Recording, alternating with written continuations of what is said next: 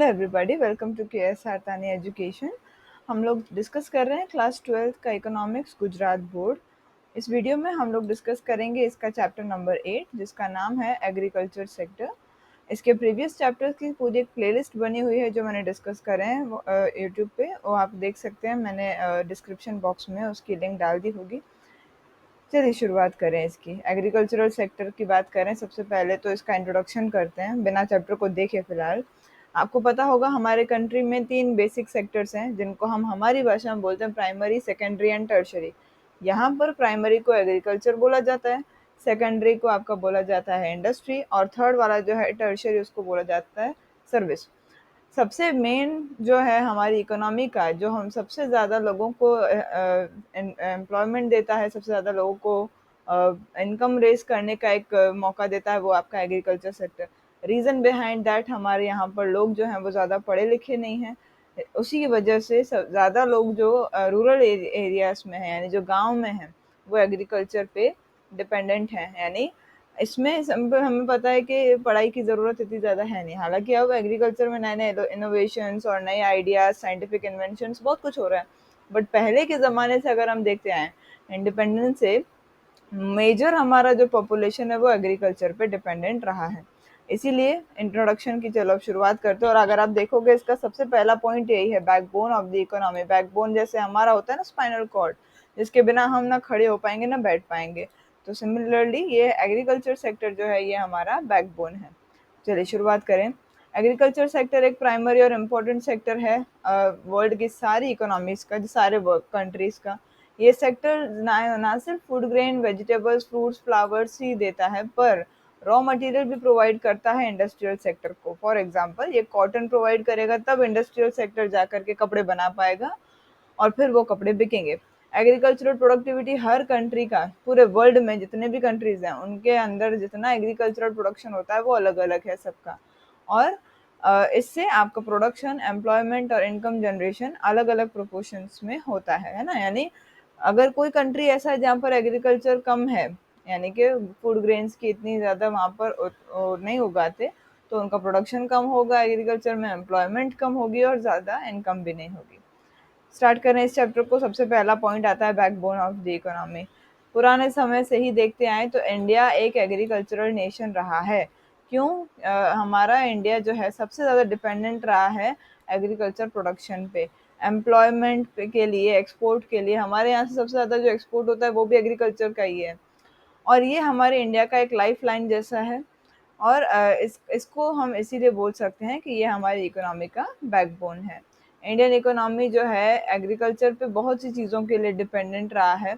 Main reason क्या है कि अगर इंडियन एग्रीकल्चरल सेक्टर में हम लोग food grains, vegetables, fruits, flowers नहीं प्रोड्यूस कर पाएंगे या नहीं उगा पाएंगे, तो ना सिर्फ रॉ मटेरियल पे असर पड़ेगा, पर हमारे यहाँ पर ज़्यादा ग्रेन्स भी हमको चाहिए ना, क्योंकि हमारी पॉपुलेशन बहुत ज़्यादा है। तो जो एग्रीकल्चरल गुड्स हैं वो हमको एक प्रॉपर मात्रा में चाहिए, एक सीमित मात्रा में चाहिए, ताकि हम लोगों के पेटों को भर सकें। और इसलिए अगर मान लो हम फेल हो जाते हैं ऐसे में, अगर हम enough food grains, vegetables, fruits, flowers नहीं प्रोड्यूस कर पाते, तो ये सारी चीज़ें कॉस्टलियर हो जाएंगी, यानी कि महंगी हो जाएंगी, और इससे लोगों के जीवन पे बड़ा असर पड़ेगा। इसके साथ साथ जो इंडिया का सबसे ज़्यादा प्रोपोर्शन, यानी कि 68.8% पॉपुलेशन एज पर 2011 सेंसस, 2011 का जो सेंसस हुआ था उसके हिसाब से 68.8% लोग, यानी नियरली 70% लोग रूरल एरियाज में रहते हैं। और अगर रूरल एरियाज फेल हो गया तो बड़े ज़्यादा ऐसे लोग होंगे। अगर आपका एग्रीकल्चरल प्रोडक्शन फेल हो गया, आपने देखा अभी 70% पॉपुलेशन है जो रूरल में रहती है, रूरल वाले मोस्टली एग्रीकल्चर का काम करते हैं। तो अगर एग्रीकल्चर प्रोडक्शन फेल हो गया तो इतने ज़्यादा लोग हैं जिनका इनकम जो है वो नेगेटिवली अफेक्ट होगा, यानी कि गिरेगा, नीचे गिरेगा। और इसके कारण इंडस्ट्रियल डिमांड्स की, जो इंडस्ट्रियल प्रोडक्ट्स की जो डिमांड है वो भी उनको घटानी पड़ेगी। और इसको अगर हम ऐसे समझें, अगर मान लीजिए इंडस्ट्रीज को रॉ मटेरियल नहीं मिलेगा, इंडस्ट्रीज को रॉ मटेरियल कहाँ से मिल रहा है? एग्रीकल्चर से मिल रहा है। आपने ये पढ़ा होगा कि प्राइमरी जो है उस पर डिपेंडेंट है आपका सेकेंडरी, और सेकेंडरी पे डिपेंडेंट है टर्शरी। तीनों आपस में एक दूसरे के ऊपर डिपेंडेंट है, तीनों एक दूसरे के बिना नहीं चल सकते। इसलिए यहाँ पर लिखा है कि इंडस्ट्रीज जो है अगर उनको सही रॉ मटेरियल नहीं मिलेगा तो इंडस्ट्रियल प्रोडक्ट्स भी नहीं बन पाएंगे और उनकी डिमांड भी नहीं हो पाएगी। और ऐसा बोल सकते हैं कि अगर एग्रीकल्चर फेल हो गया तो आपका इंडस्ट्रियल सेक्टर भी फेल हो जाएगा। अगर दोनों अफेक्टेड हैं तो सीधी सी बात है कि जो थर्ड सेक्टर है आपका, जो सर्विस सेक्टर है, वो भी, उसमें भी डिमांड में बड़ी गिरावट आएगी और इनकम में भी बड़ी गिरावट आएगी। एग्रीकल्चर सेक्टर अगर फेल हो गया तो एंटायर इकोनॉमी फेल हो जाएगी। क्यों? क्योंकि आपका ये इकोनॉमी का बैकबोन है। हमारी बैकबोन अगर फेल हो जाए तो इंसान भी नीचे गिर जाएगा। इन शॉर्ट, अगर मान लीजिए अगर एग्रीकल्चर सक्सीड करता है, एग्रीकल्चर अच्छे से चल रहा है, प्रोग्रेस कर रहा है, तो होल नेशन भी प्रोग्रेस करेगा, पूरे देश की आगे तरक्की होगी। और इसलिए एग्रीकल्चर सेक्टर को अपने बैकबोन ऑफ द नेशन कहते हैं। इंडस्ट्रियलाइजेशन इंडिया में कब से आया है? 1956 से आया है, जब से आपका सेकेंड 5 ईयर प्लान इंट्रोड्यूस हुआ। गवर्नमेंट ऑफ इंडिया ने बहुत से ऐसे कोशिशें करी हैं कि वो नेशन को इंडस्ट्रियलाइज कर सके। इंडस्ट्रियलाइज का मतलब क्या है? ज़्यादा इंडस्ट्रीज हमारे कंट्री में गवर्नमेंट ला सके। लेकिन फिर भी आज भी इंडिया को एग्रीकल्चर ओरिएंटेड इकोनॉमी बताया जाता है। क्यों? क्योंकि हमारी इकोनॉमी में सबसे ज़्यादा इनकम एग्रीकल्चर सेक्टर से आती है। ठीक है, ये ध्यान देना है कि जो प्लानिंग एफर्ट्स हैं, हमारे प्लानिंग एफर्ट्स मतलब जो हम कोशिश कर रहे हैं प्लानिंग में, वो एग्रीकल्चर प्रोडक्शन, इनकम, एम्प्लॉयमेंट और एक्सपोर्ट रेवेन्यू, इन सब पे हमारा ध्यान जो है धीरे धीरे घटता जा रहा है। प्लानिंग जो है, प्लानिंग कमीशन ऑफ इंडिया आपने पढ़ा होगा या नीति आयोग आपने सुना होगा।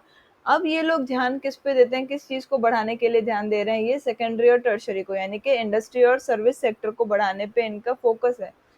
यानी इन्होंने बहुत कम कर दिया है इस एग्रीकल्चर सेक्टर पे ध्यान देना, या इसके प्रोडक्शन पे ध्यान देना, इनकम, एम्प्लॉयमेंट या एक्सपोर्ट रेवेन्यू पे ध्यान देना। एक्सपोर्ट रेवेन्यू मतलब कितना आपका एग्रीकल्चरल जो प्रोडक्शन है वो बाहर जा रहा है और कितनी वहां से इनकम आ रही है। इसके बाद भी आज भी डेवलपमेंटल रेट जो है हमारे इकोनॉमी में, एग्रीकल्चर का जो रेट है कि कितना परसेंटेज इनकम एग्रीकल्चर से आती है, वो ज़्यादा ही है, भले ध्यान नहीं दिया जा रहा। प्रेजेंट सिचुएशन देखें हमारे आज के एग्रीकल्चरल सेक्टर की। इंडिया जो है एग्रीकल्चर ओरिएंटेड इकोनॉमी रहा है, ब्रिटिश रूल से पहले भी, ब्रिटिश रूल के दौरान भी और ब्रिटिश रूल के बाद भी। प्लानिंग पीरियड के दौरान, यानी प्लानिंग पीरियड की यहाँ क्या बात हो रही है, जो 5 ईयर प्लान बनते थे, जो 1947 हमारा इंडिपेंडेंस हुआ उसके बाद 1951 से आपके 5 ईयर प्लान शुरू हुए। इंडस्ट्रियलाइजेशन मेनली आपका उस पे फोकस हुआ है। प्लानिंग में सबसे ज़्यादा फोकस किस पे होता है? इंडस्ट्रियलाइजेशन पे। ज़्यादा इंडस्ट्रीज कैसे हम लोग बना सकते हैं। और इससे कंपेयर करें, अगर पास्ट से कंपेयर करें, तो एग्रीकल्चर में अब जो है कुछ ऐसे चेंजेस आए हैं जो सही नहीं है, एब नॉर्मल चेंजेस हैं। प्रेजेंटली एग्रीकल्चर सबसे ज़्यादा एम्प्लॉयमेंट दे रहा है लोगों को, प्रोडक्शन सबसे ज़्यादा एग्रीकल्चर में है, एक्सपोर्ट इनकम सबसे ज़्यादा एग्रीकल्चर से आ रही है as compare to past. Past से भी हम कंपेयर करें तो भी अभी ज़्यादा है, लेकिन इन एरियाज में चेंजेस हुए हैं। एग्रीकल्चर सेक्टर भले ही ज़्यादा से ज़्यादा एम्प्लॉयमेंट दे रहा है, ज़्यादा से ज़्यादा नौकरियां निकाल रहा है, टोटल रेवेन्यू में जो इसका नेशनल इनकम में, अगर हम इसका दूसरे सेक्टर से अगर हम इसको कंपेयर करें तो ये सबसे कम हो गया है। कैसे? देखो, सिंपल बात है, आप यहाँ पर एक बार ध्यान दीजिए। परसेंटेज में नेशनल इनकम में एग्रीकल्चर सेक्टर का कितना शेयर रहा है, वो ध्यान देने वाली बात है। 50-51 में 53.1%, यानी कि मोर देन हाफ इनकम जो है आपकी एग्रीकल्चर से आ रही है। 2011-12 में अगर हम देखें तो ये 13.9 हो गया। इसका मतलब क्या हुआ? जो यहाँ नहीं लिखा है मैं वो आपको बता रही हूँ।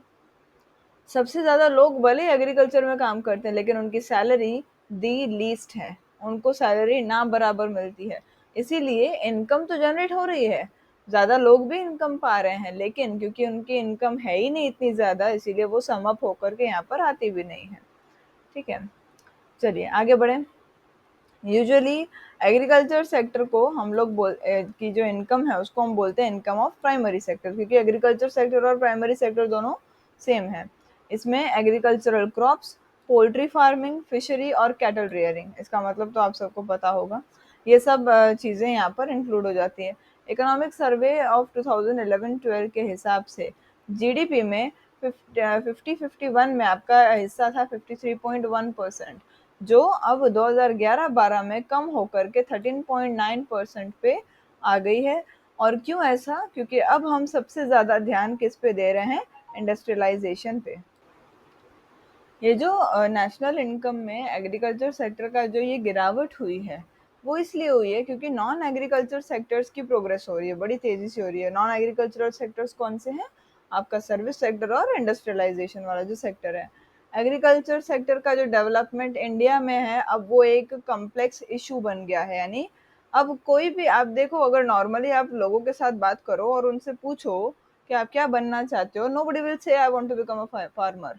कोई भी फार्मर नहीं बनना चाहता है। तो ये एक बड़ा इशू बन गया है आपके एग्रीकल्चरल सेक्टर का। ऐसा नहीं है कि कोई भी नहीं बनना चाहता, बट बहुत लीस्ट ऐसे लोग हैं जो एग्रीकल्चरल सेक्टर में जाना चाहते हैं। नेक्स्ट इसकी जो पॉइंट है वो है एम्प्लॉयमेंट। एग्रीकल्चरल सेक्टर सबसे ज़्यादा एम्प्लॉयमेंट प्रोवाइड करता है हमारे इंडिया में। इंडिपेंडेंस के टाइम पे 72% पॉपुलेशन जो है वो एग्रीकल्चर या एग्रीकल्चर से जुड़ी हुई एक्टिविटीज़ में एंगेज्ड था। यानी कि cattle rearing, fishery, forest products, poultry farming, इन सब चीज़ों में। इंडिपेंडेंस के बाद डेवलपमेंट प्रोसेस जो है वो बहुत ज़्यादा स्पीडियर हो गया।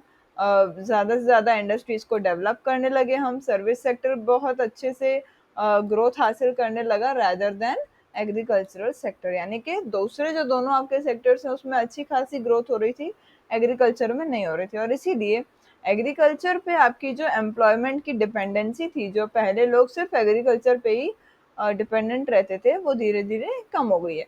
2001-2 में 58% हो गया और 49% हो गया आपका 2014-15 में। एक्सपोर्ट इनकम की बात करें, इंडिया का जो एग्रीकल्चर है उसमें हम लोग फॉरेन एक्सचेंज उससे हम अर्न करते हैं। फॉरेन एक्सचेंज का मतलब है बाहर के कंट्रीज में गुड्स को बेचना और फॉरेन की करेंसी में उसको उसके रुपए को हासिल करना। जो नेसेसरी हमारे एक्सपोर्ट्स हैं, नेसेसरी की स्पेलिंग गलत है, वो हम एक्सपोर्ट्स जो है अपने करते हैं। और साथ साथ में जो गुड्स हमको चाहिए वो हम इम्पोर्ट करते हैं, जो हमारे इंडिया में प्रोड्यूस नहीं होते या कम प्रोड्यूस होते हैं वो हम इम्पोर्ट करते हैं, यानी बाहर से मंगवाते हैं। और जो हमारे यहाँ बहुत ज़्यादा बनते हैं, प्रोड्यूस होते हैं, वो हम एक्सपोर्ट कर देते हैं। इंडिपेंडेंस पीरियड के दौरान टोटल कंट्रीब्यूशन इंडिया के एक्सपोर्ट अर्निंग्स में एग्रीकल्चर का था 70%। और क्योंकि डेवलपमेंटल प्रोसेस हुआ, इंडस्ट्रीज और सर्विस सेक्टर पे ज़्यादा ध्यान दिया गया, तो जाहिर सी बात है इसमें से जो हमें अर्निंग मिलती थी वो धीरे धीरे कम हो गई। 2013-14 में ये महज 14.2% पे आकर के रुक गई। नेक्स्ट पॉइंट जो आता है वो है आपका लिविंग स्टैंडर्ड। एग्रीकल्चर एक बेसिक सपोर्ट है आपके वर्ल्ड की पॉपुलेशन का। एग्रीकल्चर ना हो तो कुछ भी नहीं हो सकता। हमने खाने को चाहिए, हमें तो एग्रीकल्चर ज़रूरी है। एग्रीकल्चर कंटिन्यूसली इंडिया में लोगों की लाइफ को इम्प्रूव भी कर रहा है। एग्रीकल्चर दो टाइप के प्रोड्यूस को सॉरी गुड्स को क्रॉप्स को प्रोड्यूस करता है, वो है आपके फूड ग्रेन्स और कैश क्रॉप्स। कैश क्रॉप्स वो होते हैं जो डेली सेल हो जाते हैं, जैसे वेजिटेबल्स हो गए। सीरियल्स जो हैं सारे के सारे वो फूड ग्रेन्स में होती हैं। इन फूड ग्रेन्स की प्रोडक्शन के कारण ही इंडिया सेल्फ सफिशिएंट बन पाया, आत्मनिर्भर बन पाया है। कैश क्रॉप्स कौन से हैं? Cotton, jute, groundnut, oil seeds, sugar cane और ये सब, जिनको हम रॉ मटेरियल के तौर पे यूज़ करते हैं। फूड आइटम्स मेनली जो फूड ग्रेन क्रॉप्स हैं, और इन सब चीज़ों में आपको राइस जो है देखने को मिलेगा, यानी इनमें इनके प्रोडक्शन में एक बढ़ोतरी हुई है। प्रेजेंट फार्मर्स वेजिटेबल्स, फ्रूट्स और फ्लावर्स ये सब भी प्रोडक्शन में करते हैं। और इसलिए बोल सकते हैं कि एग्रीकल्चर सेक्टर जो है वो हमें हमारे जो रिक्वायर्ड गुड्स हमें चाहिए, जैसे खाने पीने की चीज़ें, फ्रूट्स, वेजिटेबल्स, फ्लावर्स, वो सब अच्छे से प्रोवाइड कर रहा है। एवरेज फूड ग्रेन अवेलेबिलिटी था 395 पर ग्राम्स पर हेड 1951 में। अब वो बढ़ करके हो गया 511 ग्राम्स इन द ईयर 2013। भले ही आपका पॉपुलेशन भी राइज हुआ, इसका मतलब आपका एग्रीकल्चर बहुत हद तक राइज हो रहा है। इसलिए बोल सकते हैं कि हमारी रिक्वायरमेंट्स को वो सेटिस्फाई कर रहा है, इनफ क्वांटिटी वो हमको दे रहा है एग्रीकल्चर। और इसीलिए एवरेज लाइफ स्पैन जो है लोगों की वो भी बढ़ गई है। पहले लोग भूखमरी के कारण बहुत मरते थे क्योंकि उनके पास खाने के लिए ग्रेन्स ही नहीं होते थे। अब लोग नहीं मरते, उनकी जो लाइफ स्पैन है वो बढ़ रही है। ग्रोथ ऑफ एग्रीकल्चर प्रोडक्शन का ग्रोथ देखें कैसे हुआ है। Food grains metric tonne tonne में 1951 51 में 51 जो है टन्स बनते थे, मेट्रिक टन्स बनते थे। अब वो हो गया है 264.4, ऑलमोस्ट 5 गुना हो गया है। पल्सेस पहले थे 8.4 और अब वो हो गए हैं 19.6। शुगर केन 69.0 था, अब हो गया 348.0। और ऑयल सीड्स हो गए हैं 5.1 पहले थे और अब हो गए हैं 32.4। इसी तरह से कॉटन आपका 2.1 था, अब हो गया है 36.5। नेक्स्टली इस पैराग्राफ में आपके वही जो आपका ये ऊपर इस पर टेबल में दिखाया गया है वही यहाँ पर बताया गया है कि आपका जो फूड ग्रेन्स का प्रोडक्शन था वो पहले 51 मेट्रिक टन था, अब 264.4 हो गया, यानी कि 2.5 टाइम्स उसमें राइज हो गया। जबकि प्रोडक्शन जो शुगर केन का था वो पहले 69 था, अब जो है वो 348 हो गया है। और इसका मतलब इसमें भी फाइव फाइव टाइम्स का अबाउट एक राइस आ गया। ऑयल सीड्स और कॉटन में भी यहाँ पर बहुत बड़ा राइस देखने को मिला है। 5.1 मेट्रिक टन पहले था, अब वो हो गया है 32.4 मेट्रिक टन। इसका मतलब 6.35 टाइम्स जो है राइज हुआ है कॉटन में। कॉटन जो है पहले 2.1 मेट्रिक बेल्स था, अब वो हो गया 36.5 मेट्रिक बेल्स, यानी कि 17 गुना ये ज़्यादा बढ़ गया है। ये सिर्फ इसीलिए पॉसिबल है क्योंकि आपका कल्टीवेटेड लैंड जो है वो बढ़ गया है। कल्टीवेटेड लैंड यानी वो ज़मीन जहाँ पर आप क्रॉप्स को उगा सकते हैं, और हेक्टर वाइज जो है प्रोडक्टिविटी भी आपकी बढ़ रही है। लास्ट पॉइंट है बेस फॉर इंडस्ट्रियल डेवलपमेंट। अगर हमने जैसे पहले बताया प्राइमरी जो है वो रॉ मटेरियल प्रोवाइड करती है सेकेंडरी को यानी इंडस्ट्री को।